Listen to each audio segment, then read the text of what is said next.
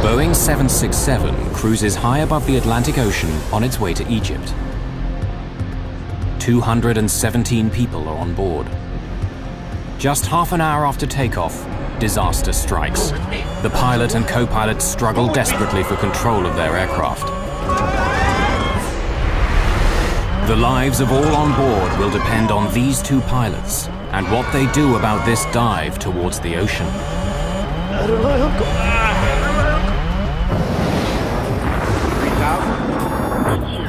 We're not getting any oxygen. We have the terrain alarm. Aero Peru 603. We are in an emergency.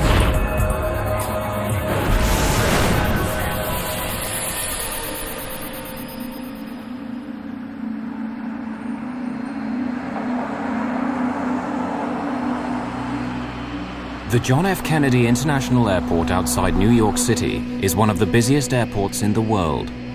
In 1999, nearly 32 million passengers fly in and out. More than 340,000 flights take off and land. EgyptAir Flight 990 is destined to be one of the most controversial ever to leave this airport. The fate of this flight challenges the strength of an international friendship between two allies and uncovers a hidden mechanical flaw in one of the world's most popular airliners. The FBI will become involved. We reviewed surveillance tapes to indicate whether or not anything unusual was loaded on that plane. Investigators in two countries developed two different theories. Was this a tragic accident or a terrible crime?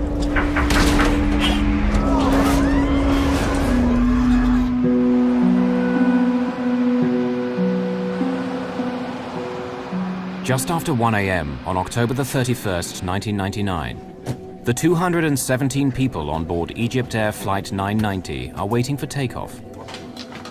The flight's command captain is Captain Ahmed El-Habashi. He's been with EgyptAir for 36 years. The command first officer is 36-year-old Adel Anwar. He switched duty with another co-pilot so he could return home in time for his wedding. Soon be a married man. Congratulations, Adel. Thank you very much. The airline's chief pilot for the Boeing 767, Captain Hatem Rushdie, joins them in the cockpit. At 1:20 in the morning, First Officer Adel Anwar is going through his takeoff clearance with air traffic control. You fly the gateway climb.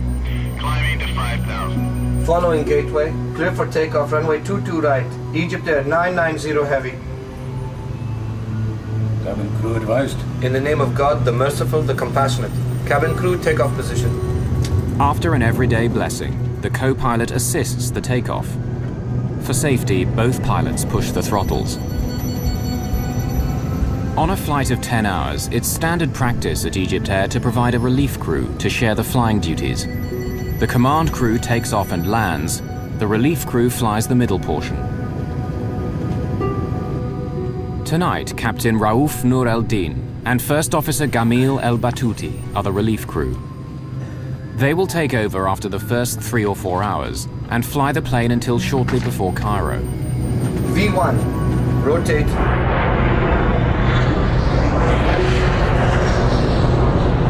Positive rate of climb, both sides.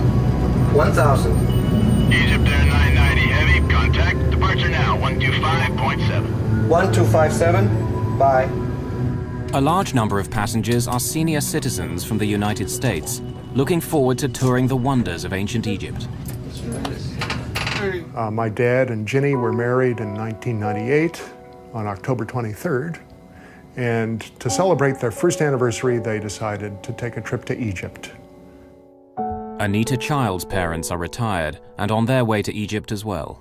They always had great time on these tours. They traveled frequently, and so it was a pleasure trip they were looking forward to, seeing the Holy Land especially.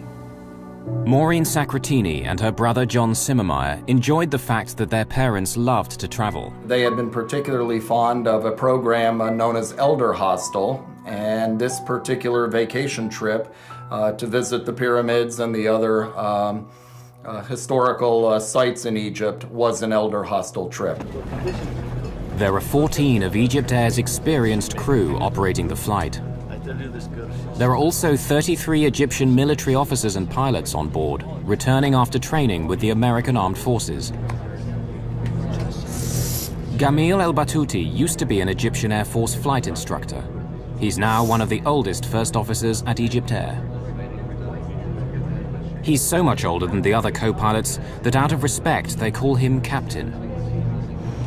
But some at EgyptAir think that Captain El-Batouti has been coasting too long on the favors of old friends. Just over 20 minutes after takeoff, El-Batouti is about to leave his seat. Former National Transportation Safety Board investigator Greg Phillips became an expert on the events of this flight. The relief first officer, who would have been expected to come to the cockpit somewhere during the later part of the flight, halfway or wherever he was comfortable, wherever the normal change would have been, came into the cockpit about 20 minutes after takeoff. Hello, Jimmy. How are you? How are you, sir? What's news? I slept, I swear. Just wait. Let me tell you something. I'm not going to sleep at all. I might come sit for 2 hours but and then... I slept. I slept. You mean you're not going to get up? You will get up. Go and take some rest and come back. You should have told me this. You should have told me this, Captain Gamal. You should have said, Adele... Did I even see you? I will work first. Just leave me a message. The younger first officer seems surprised that El-Batouti wants to replace him so early in the flight. And I'm not sleepy. So you take your time sleeping, and when you wake up, whenever you wake up, you come back, Captain, okay? I'll come either way. Captain. Come and work the last few hours and that's all? It's not like that. That's not the point. Look, if you want to sit here, there's no problem. I'll come back to you. I'll go get something to eat and come back, all right? Fine, fine. Look here. Why don't you go... Why don't they bring your dinner to you here, and then I'll go sleep, okay? That's good. Okay, with your permission, Captain. And with that, El-Batouti leaves to get his meal.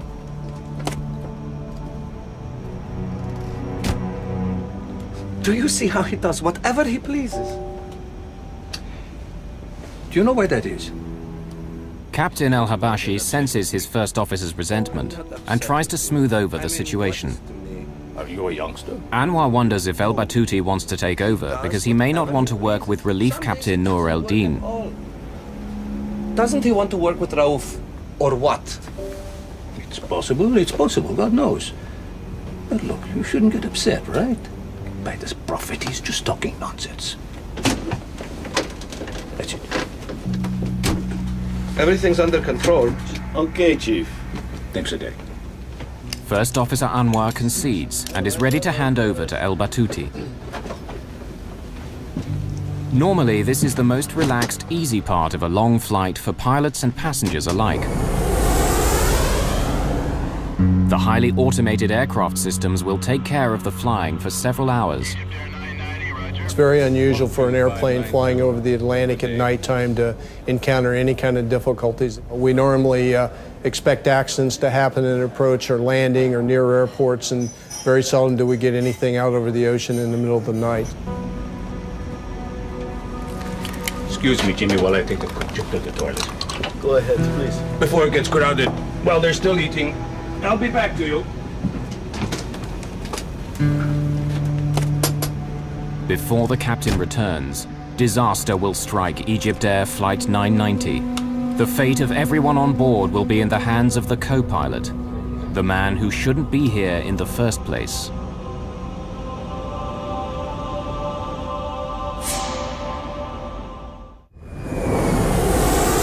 On a Boeing 767 bound for Cairo, EgyptAir's Flight 990 appears to be cruising smoothly over the Atlantic. The relief first officer Gamil El-Batouti is alone in the cockpit, while the captain has gone to the washroom. But then the plane dips, plunging down. The nose pitches down, creating zero-G, weightlessness, throughout the aircraft. This airplane basically started at 1G, which is what we expect for level cruise flight. As you push the nose down, as if you would be cresting the top of a hill in a car at a high speed that drops away, you'd feel the airplane fall away from you. and you would start to feel a little light in the seat, and as the dive progressed, you would feel a little bit lighter yet. I rely on God. Whatever the first officer is intending, he says nothing except this phrase again and again. Captain El Habashi fights the disorientation of zero gravity, desperately trying to return to the cockpit.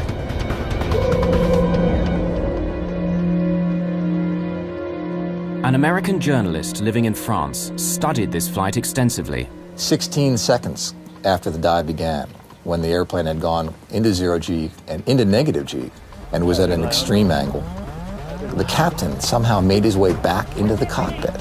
How he did that physically, I will never know. Warning signals indicate the dive is exceeding the maximum speed allowed for the plane, taking them to 99% of the speed of sound.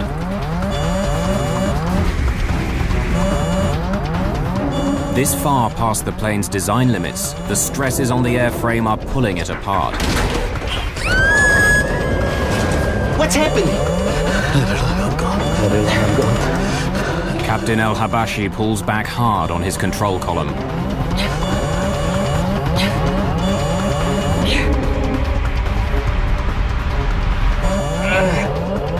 Then he tries to use the engines to power their way out of the dive by pushing forward on the throttles, but he gets nothing. What? You shut off the engines? Oh, God. Desperate, the captain deploys the speed brakes, panels standing up from the wings, in an effort to slow the dive.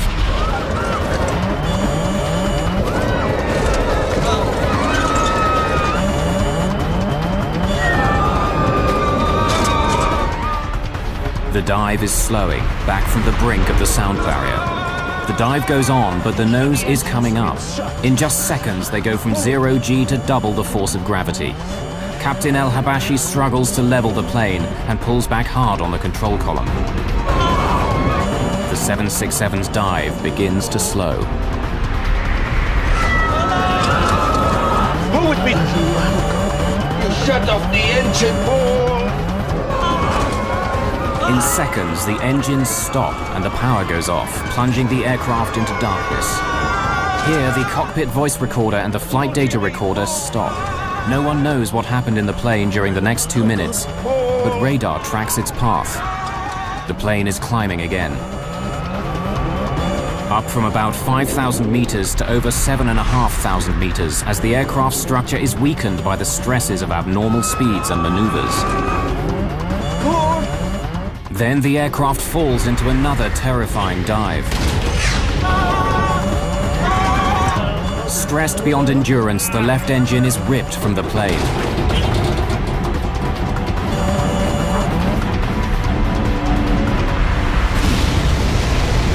EgyptAir 990, New York Center. EgyptAir 990, if you copy... At 1:52 a.m., Flight 990 disappears from radar screens, crashing into the surface of the Atlantic Ocean, some 100 kilometers off the American coast. Coast Guard search and rescue get a call at 2:15 a.m. A plane has disappeared and Coast Guard vessels are called to the scene. The U.S. Merchant Marine training vessel King's Pointer is first to arrive.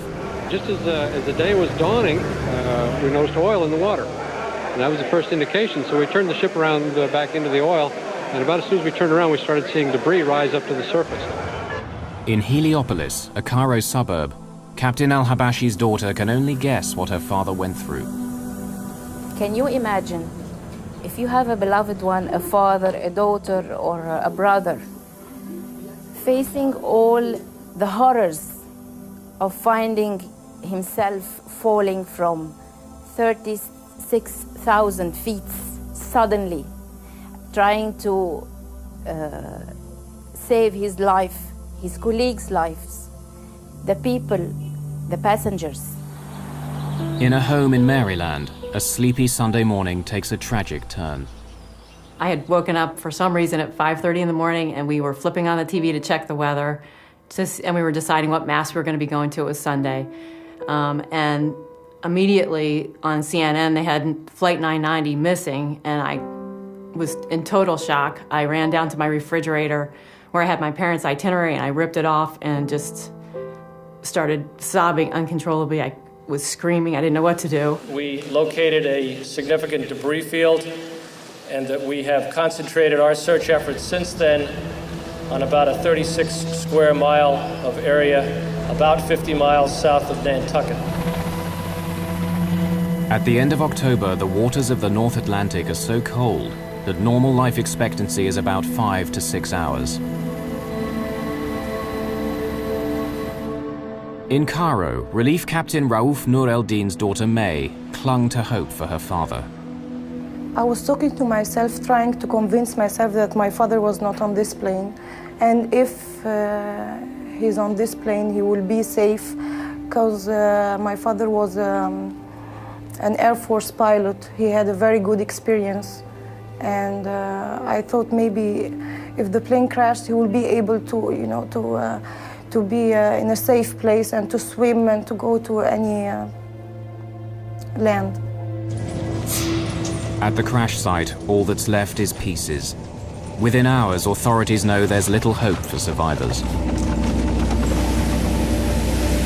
We believe at this point that it is in everyone's best interest to no longer expect that we will find survivors in this case. Egyptian President Hosni Mubarak reaches out to a stricken nation. This is the worst air crash in Egypt's history. Really, I was shocked. It's a big tragedy for us. And I give my condolences to all the passengers, to the families of the crews who have been lost in this tragedy. And I have contact with President Clinton and other agencies. And he's giving good support for trying to find, investigate, see what was the reason. The American president would answer his ally with a commitment. And I spoke earlier with President Mubarak of Egypt today to express my condolences and to assure him that we would be working together closely until this matter is resolved. We do not know what caused this tragedy. In northern Indiana, music historian Jim Brokaw learned what happened to his father and stepmother. One of the many things that I felt on that first horrible morning was the sense that people all over the world were confronting the same horrible circumstances that I was, and had the same sense of helplessness and disorientation that I did. Shocked and grieving, relatives arrive at Newport, Rhode Island. They will seek answers and share comfort. There were 100 Americans, 89 Egyptians, 21 Canadians, and 7 victims of other nationalities on board.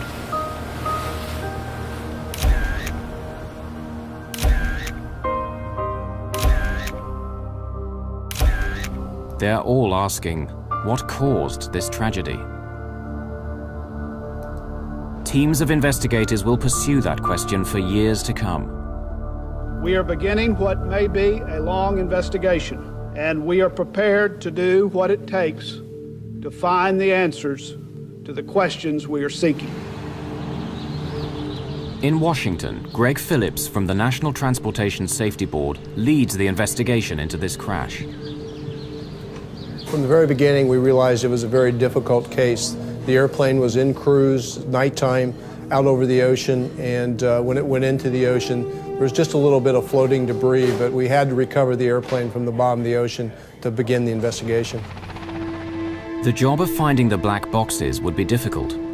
The water is about 70 meters deep, and the tremendous force of the crash has smashed the locator beacons off the boxes. In this case, both the underwater locators, which are called pingers, which help us locate the boxes underwater, were detached. So we had an extra difficult job in trying to find the actual boxes where the recording material was contained.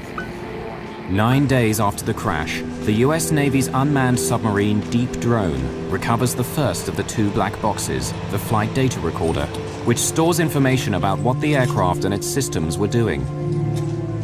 4 days later, the second black box, the cockpit voice recorder, lands on the deck and is carefully transported to the NTSB laboratories. The cockpit voice recorder captures all sounds in the cockpit for the last 30 minutes of the flight.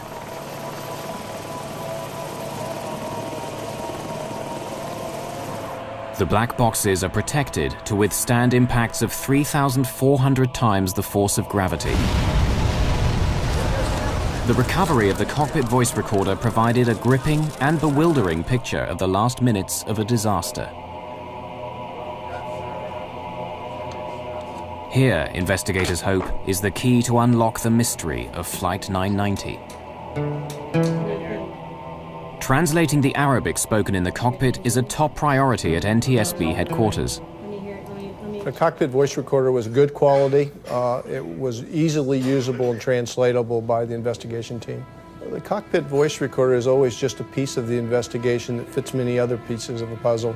It goes along with flight data, recorded data, examination of the wreckage, and all the other aspects of an investigation.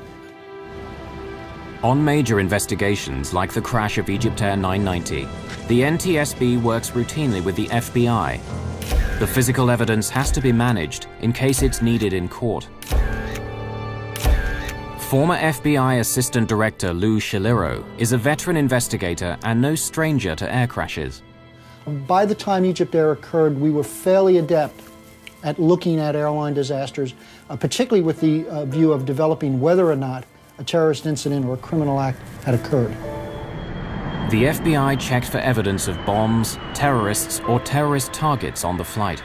Trying to determine luggage against the passenger list and whether or not there was anything unusual in the manifest, whether or not the people that loaded the plane could recall anything that would have caused them concern. We reviewed surveillance tapes to indicate whether or not anything unusual was loaded on that plane. We had no evidence at all of any explosive device on board EgyptAir that night. At the NTSB, American investigators found no fault in the aircraft from studying the flight data recorder. But Egypt's members of the investigation team insisted that not all the evidence was in. Much of the wreckage was still in storage on Rhode Island. They hope the cause of the crash can be found here. Egypt's representatives search for any possible mechanical cause for the crash. While they search, other theories are pursued. A study into the causes of airline crashes published in January 2001 points to pilot error as the cause of 1/3 of these accidents. It also finds a strong connection between bad weather and pilot error. But the crash of EgyptAir 990 occurred in clear weather with veteran pilots. What happened in the cockpit would divide the investigation and fuel an international controversy. October 1999, EgyptAir Flight 990 crashes into the Atlantic Ocean, killing all 217 people on board. The investigation develops in two directions: fault in the airplane and pilot action.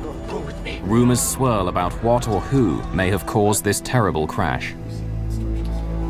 One of the key questions: why was the relief first officer in the cockpit hours earlier than expected? He was supposed to replace Adel Anwar much later in the flight. But in Cairo, Adel Anwar's older brother Tarak has no problem with Adel being replaced in the cockpit.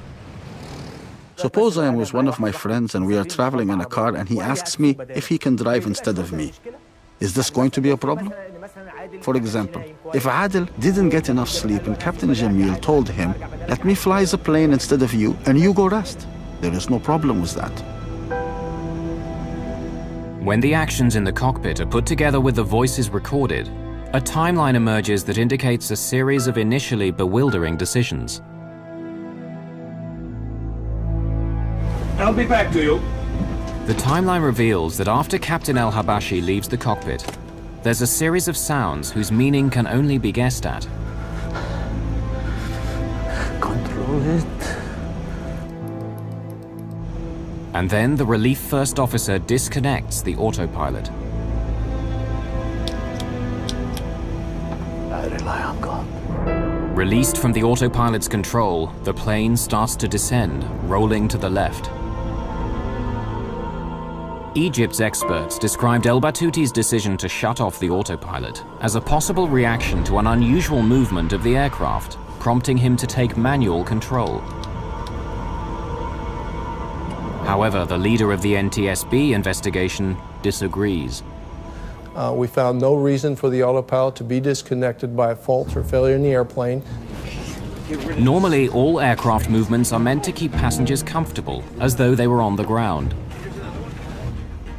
After switching off the autopilot, El Batouti pushes his control column forward, lowering the elevator panels. So the flight data recorder indicates to the NTSB. Then he pulls the throttles back, reducing engine power. This causes the plane to dive. Egypt's investigators say El Batouti was not trying to crash the plane, and there may have been an elevator failure which he could not overcome.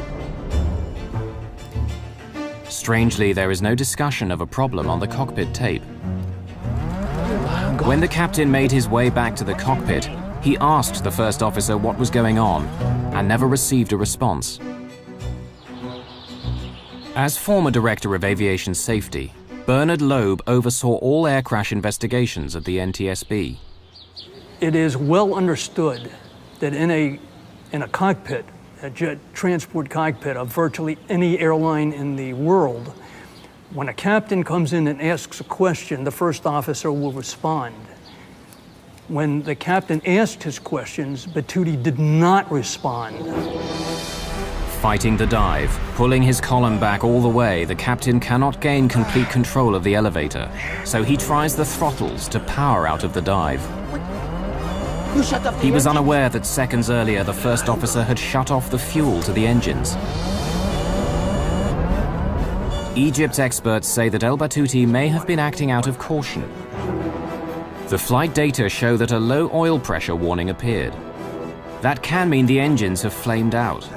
The captain may have then ordered the fuel to the engines shut off as part of the procedure for restarting the engines. Shut the engines! It's shut! The NTSB consider this possible scenario as well. The engines shut off on a two-engine airplane at night over the water. We couldn't understand any reason why any emergency could cause you to shut all the power off available to the airplane when you're heading away from the nearest airport. Foremost among the Egyptian investigators' scenarios was a tragic elevator failure. In Washington, at the National Transportation Safety Board, analysis of the flight data recorder indicates that Captain El-Habashi was pulling back on his column to make the plane climb, while First Officer El Batouti appears to be pushing forward on his column, making the plane go down.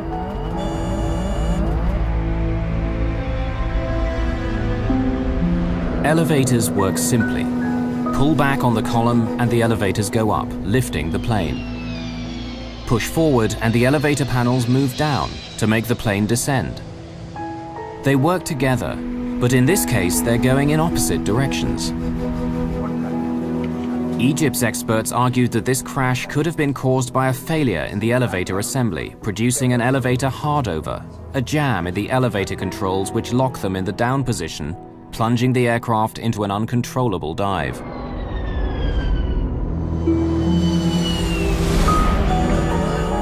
They stated that First Officer El Batouti was working to regain control of the elevators and added that he and Captain El-Habashi were working together. If there had been an elevator failure, it could explain the First Officer's unusual performance in the cockpit. Supporting evidence is found when analyzing fragments of the wreckage in the hangar at Rhode Island. Here, investigators made a remarkable discovery: 3 unusually sheared rivets. These tiny parts play an important role in the Boeing 767 elevator assembly. Egypt's consulting experts determined that the scratches in the metal surfaces of these rivets showed that they were sheared off in 2 different directions. One direction could be attributed to the crash. The second could indicate that the break occurred before the crash, and so may have indicated a jam in the elevators. Egypt's experts drew this to the attention of the Federal Aviation Administration, America's civil aviation regulator. Alarmed by the potential risks, the FAA ordered all bell crank rivets to be inspected on every Boeing 767 in operation around the world. The inspections uncovered 136 sheared rivets, and 34 aircraft were grounded until the fault was fixed. the FAA said the problem could result in loss of controllability of the airplane. Egypt's investigators had uncovered a credible-sounding scenario, that the sheared rivets in the elevator assembly of the Boeing 767 indicated a jam that could have caused an elevator hardover that the pilots could not overcome. NTSB investigator Greg Phillips disagreed. Those are by design for the Boeing 767. The controls can be split. They're designed that way in case one of the surfaces, the control surfaces, fails, so that whoever is still in control of the airplane or can control the airplane with a failed elevator.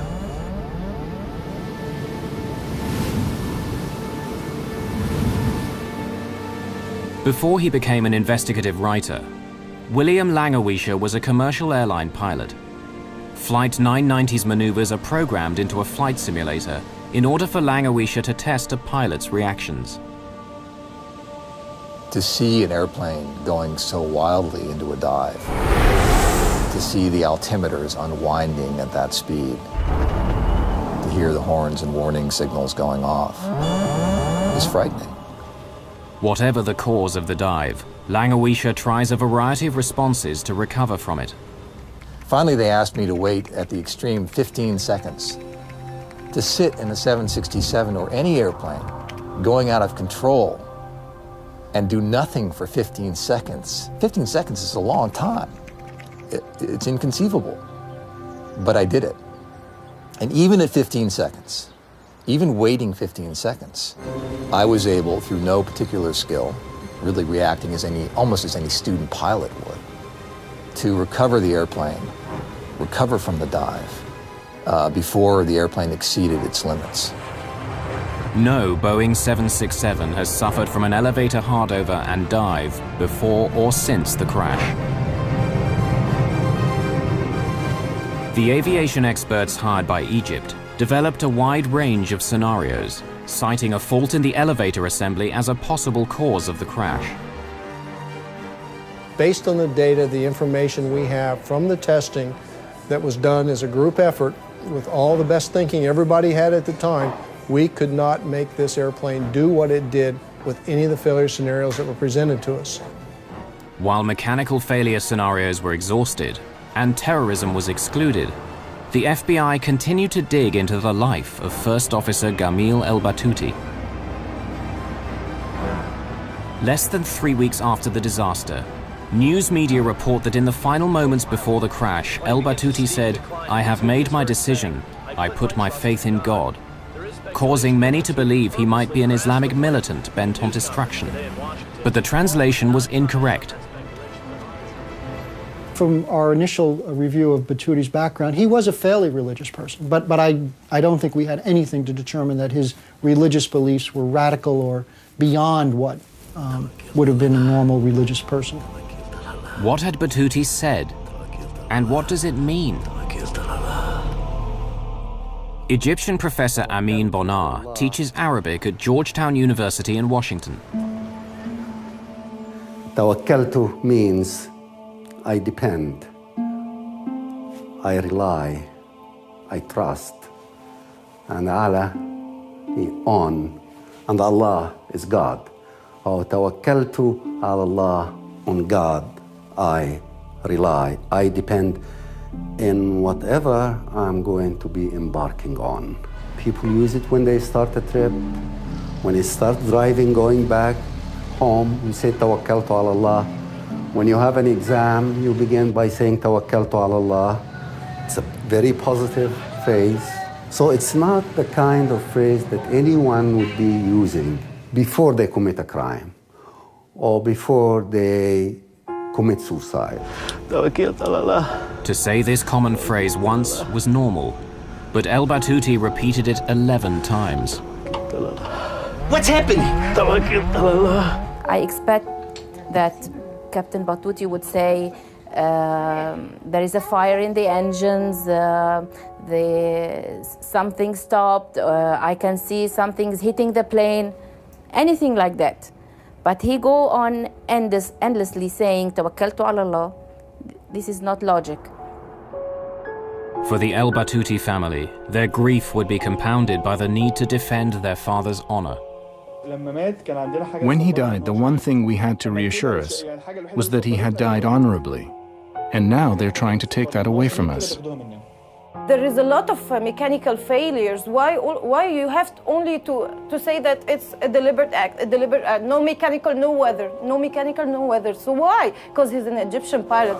Chairman Jim Hall allowed that it could have been a criminal act rather than an accident. The investigation could end up in the hands of the FBI alone.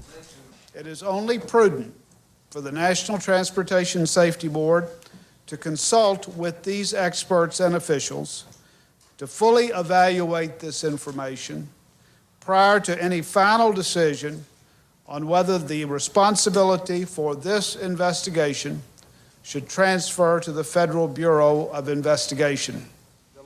Egypt's President Hosni Mubarak, formerly commander of the Egyptian Air Force, had known Gamil el-Batouti, according to his nephew Walid. Mubarak asked President Bill Clinton to intercede to keep the crash from becoming an FBI matter. Since the crash, Walid el-Batouti, nephew of Gamil, has become the el-Batouti family spokesman. You have to understand that the highest ranking in this country, which is the Egyptian president, was an Air Force pilot. And he was asked, and he says, according to my experience, it's in the tail unit. Something happened there. It's not suicide. It could be either a mechanical failure, a manufacturing failure, something. In America, the FBI focuses on Gamil el-Batouti and the question of motive. The FBI would learn about the man in control of EgyptAir 990, interviewing colleagues and friends, discovering a dark side to Gamil el-Batouti. Investigating the cause of the crash of EgyptAir 990, the spotlight falls on the character and history of Relief First Officer Gamil el-Batouti. He was 59 years old, approaching 60, had never risen above the rank of first officer. That may have caused him some animosity towards EgyptAir. Had some personal issues in his own life, in terms of financial, some issues in terms of his family members being sick, needing medical attention. They've used the daughter in the accusation as they said she was sick, and that's why maybe he committed suicide. Before we go to this, I will give you the reason. First, the doctors have already, on that particular flight, have already told them that your daughter is going positive with the medication and everything is going fine, and he was extremely happy. He was so excited to come back. Gamil el-Batouti was bringing her medical records back that night, among other things. Okay, he bought tires for his son, and an argument went on the phone between him and his son. My father called me to come to the airport because he could not carry all 4 tires himself. He says, listen, I carry your tires all the way from the States. You don't want to come and carry it from the airport? It's a very natural thing. A man is going to commit suicide. Why would he do this? In New York, the FBI continued their investigation at the Hotel Pennsylvania, where EgyptAir had a block booking of about 50 rooms for their crews. The investigation that the FBI was able to do as far as Batouti's background probably spanned a period of about a year or so, at least from the records that we were able to obtain and from the interviews we did at the various places that he stayed. So he did have, I think, a propensity to engage in behavior with some of the hotel people in terms of sexual misconduct. Hey, pretty lady, where did you get to? Which, you know, at the time really appeared to be totally out of the realm of what was normal for a person of that status to do. A husband and father of 5, Gamil el-Batouti was notorious for leering at and bothering female guests and hotel staff. Come to my room. The FBI learned that 2 years before the crash, 2 young women reported that he called them on their hotel room phone, telling them to look out the window across the courtyard. You have a good time too. When they did, they saw el-Batouti exposing himself and reported the incident to hotel security. His provocative behavior would continue. A hotel maid told the FBI that the night before the crash of EgyptAir 990, el-Batouti had sexually harassed her again. No, I want to talk to you because look, I give you $100 if you just come to my room. I'm not here for that. Oh, sure. I'm here to work. Just leave me alone. Don't be like that. When the maid reported the approach, Another addition was made to the hotel's record of sexual harassment of guests and staff by el-Batouti. The allegation of the hotel, as far as they said, it happened way before, not 1 day before the flight. Not 1 day before the flight, as has been mentioned. The hotel maid told the FBI the incident took place on October the 29th, 1999, the day before the flight. 3 months after the FBI began investigating el-Batouti, an EgyptAir flight landed in London. The plane's captain requested political asylum in the United Kingdom. He claimed to have information about the cause of the crash of EgyptAir 990, and he feared reprisals in Egypt. Captain Hamdi Taha was a colleague of Gamil el-Batouti, and he was walking away from his wife, his family, and his country. The FBI sent a special agent, and along with a British security officer, he interviewed Captain Taha. Were you aware of el-Batouti displaying sexually inappropriate behavior? Yes. This is very important. I heard it from pilots who I trust. Batouti got into trouble for sexual misbehavior in New York with maids and following women and so on. The airline tolerated this for a while, and they told him several times, maybe you can get away with this normally, but this is America. You represent our country. You cannot do these things. Captain Taha's information was second-hand, but his description of el-Batouti meeting with the airline's chief pilot was intriguing. Khatem Rushdie went to see Batouti the night they took Flight 990. They had a meeting in the hotel. He told him that what he had done could not be covered up, and something had to be done. The flight back to Cairo from New York would be his last flight. We go back many years together. But this will be your last flight to the United States. He would not be flying to America anymore. Batouti had just had these big privileges taken away from him, and he was humiliated. So, I think that what happened was this. He must have said to himself, if this is going to be my last flight, it will be Khatem Rushdie's last flight also. Certainly within various corporations where people bring weapons into the office and attempt to take revenge against people that they feel have aggrieved them. Perhaps Batouti felt that EgyptAir had been the cause of some of his issues, and unfortunately in this case it was the kind of office that was flying at 33,000 feet. The FBI provides Taha's interviews to the NTSB. Egyptian officials asked for another EgyptAir pilot to be interviewed. Mohammed Badrawi had known el-Batouti for 40 years. Interviewed at the NTSB, he described discussing with Captain Rushdie what to do about el-Batouti's behavior. Do you know if Khatem Rushdie was aware of the situation with Batouti? Well, of course he knew. But he pretended not to know, I think, because Khatem Rushdie is the chief pilot. Badrawi confirms that Khatem Rushdie is upset about el-Batouti's harassment of women at the hotel. So Badrawi takes Rushdie's concerns to his old friend. And if he didn't listen to you, what did you tell him was going to happen? Nothing much, really. You see, he was on his way out. We don't normally touch people when they're approaching 60. I know. I'm not saying that you are doing something wrong. They are saying that you're doing something wrong. Well, I know you are my friend. We have a little patience, and then they're out. Badrawi would ask Rushdie to be patient with his old friend, considering that el-Batouti only had 3 months to go before retirement. We've been in the Air Force for 40 years. All he needs is a few more months. Badrawi's interview confirmed that Rushdie did believe el-Batouti's behavior had to be dealt with, and he denied Taha's claim of a meeting between the two on the night of the crash. But Captain Taha was not done. He had another compelling story to add.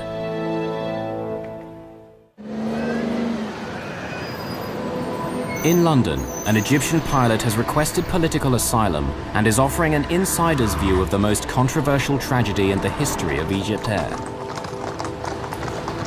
Captain Tahar revealed to the FBI how EgyptAir briefed its pilots about the crash. When they had done the transcripts of the cockpit voice recorder, the EgyptAir Chief of Operations called all flight crew to a special meeting in Cairo and told us the facts. Just the facts. No commentary. No explanation of any technical problem. He did not say anything, but all we pilots realized that this was not an accident. And then he told us not to talk to anyone about it. Don't talk to your family. Don't talk on the phone. Don't talk to each other, he told us. All of us realized that Batuti had done this on purpose. For the American families involved, this was a case of 216 murders and 1 suicide. In Egypt, big, close, extended families combine with a strong religious faith to deny that Egyptians commit suicide. The story has many sides. It has to do with religion. It has to do with beliefs. It has to do with the culture. I think until today, still in the Egyptian culture, people don't believe that Muslims or that Egyptians or that people coming from that culture commit suicide. Cultural differences were not the only impediments to this investigation. One of the difficulties that we did have was that when we went over to Egypt and attempted to really get into his background, it became a very sensitive issue for the Egyptian government. FBI efforts to learn about El Batuti's personal life and family relations would be stymied. It became almost to the point where we were never really able to develop all the things that we needed to get at. Finally, on March the 21st, 2002, after a nearly $10 million investigation over 2 years and 5 months, the NTSB publishes its report and determines that the probable cause of the EgyptAir Flight 990 accident is the airplane's departure from normal cruise flight and subsequent impact with the Atlantic Ocean as a result of the Relief First Officer's flight control inputs.